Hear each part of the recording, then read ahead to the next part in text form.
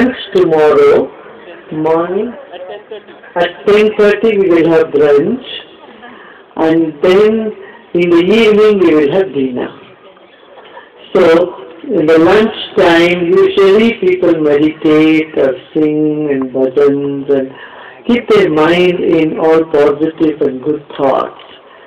So this is custom here, being followed from thousands of years.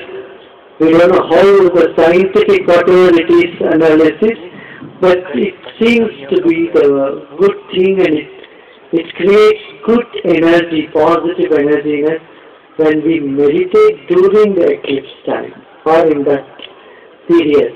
So for a few minutes, half an hour, 1 hour, you can meditate on your own, do your Padmasana, your roundings and all that during that eclipse time. Okay?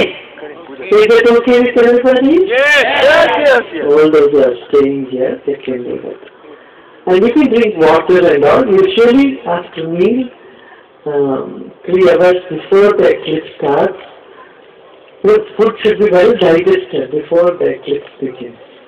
If there are some people who are patients or diabetic or for medical reasons, you don't worry about it. You take your food or apple or whatever.